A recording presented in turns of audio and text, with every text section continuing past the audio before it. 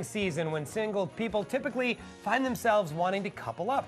And although it's not always the easiest way to make your guy commit, here with a couple tips on how to seal the deal for the holidays is relationship expert Kimberly Moffitt. Welcome. Thank you for having me. Yes, thank you for being here. You know what's so funny?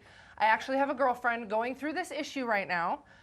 We thought that she was going to get proposed to on Thanksgiving, and we were checking Instagram and checking all the social media on her, and the holidays just came and went, and I'm like, is Christmas gonna be it? You know, is New Year's gonna be it? So, you know, they've been dating a year, and I'm like, what's up with this guy? Exactly. The holidays are such a hot time to talk about relationships because it is a time when people's relationships either get propelled forward or they come to a screeching halt. Right. Yeah. So people want to have those conversations before the holidays get going so they're feeling comfortable about their relationship status. Well, and Brooke mentioned that her friend had been dating for a year. Yes. And they were thinking this might be the year. How long is the appropriate amount of time to wait before a commitment? I don't think there has to be a set amount of time. It all depends on where you're at in life and where you're at in the relationship. Generally, in my practice, what I've seen as a relationship therapist is that when people know, they know. So, and I also think that it is so much better to be single now than in a relationship where you're going to be stuck in limbo for the next 6 years. Right. So it's good to get to these conversations as soon as possible. Well, Right. a lot of women are afraid to have that talk because you don't want to scare the guy off. You're like, oh gosh, if I bring it up,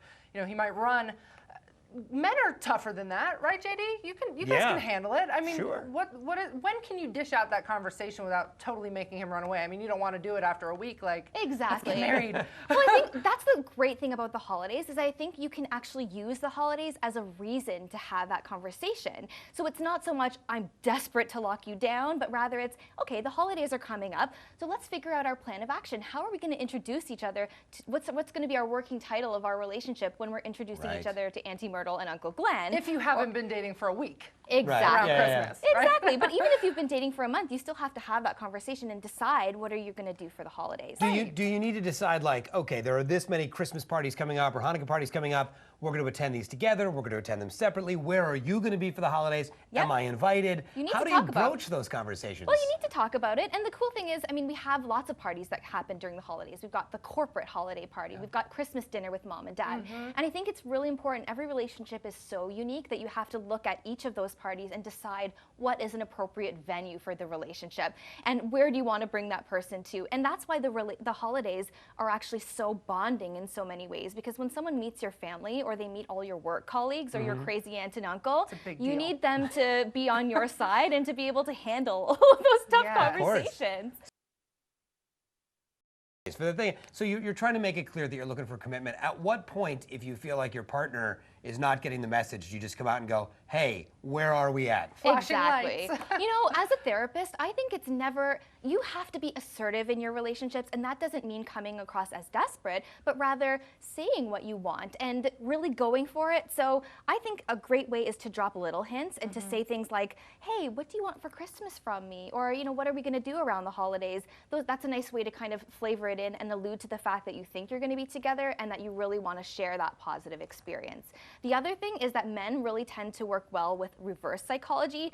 So if you're a woman, a Hard little to get. jealousy isn't going to hurt. So not just hard to get, but also showing them the benefit of being in a long-term relationship with you and how that's different from this limbo stage that you're currently in. So showing them you're going to have a night on the town with the ladies and maybe some other fellows are interested in you as well. And that's possible because you're not in a long-term relationship yet. We all know the Will and Right. Kate saga when Kate went out and got a couple of photos taken of herself Yep. after a breakup, and that enticed Will to commit to her for Right. a long Yeah. time. It's the old should have put a ring on it syndrome Yes, there. Yeah. Exactly. So if men think that they've already won you, they have no motivation to commit. But if they Right. think that there's something to gain, then they're a lot more willing to do that. Interesting. Yes. I think after a long period of time in a relationship, if it's not moving forward, sometimes women get a little bit negative Yes. about their guys. They go to their girlfriends, they complain. We totally do. But this is not a healthy part of moving a relationship towards commitment, is it? No, a lot of people make the mistake of thinking that if they complain, that's going to get them further in the relationship. But actually,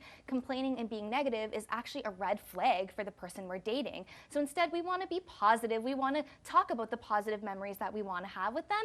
And we want them to chase us. We don't want them to feel like we're trying to suffocate them. Right. On the other end of the coin, though, or on the other side of the token, I see a lot of women with these men that really don't seem into them. You know, there's a lot of women that kind of push a relationship to be a relationship without the man actually wanting to go there. So how can you differentiate a guy that just wants to have a good time and seeing somebody that actually cares about you and wants to move forward without you having to drop these hints and everything like that? Exactly. I've always believed that a relationship is about how that person makes you feel. It's not about who they are or how they dress or what they look like It's or the the vibes, job they man. have and about you trying to lock them down, but rather you should think about how you feel when you're in the relationship with them.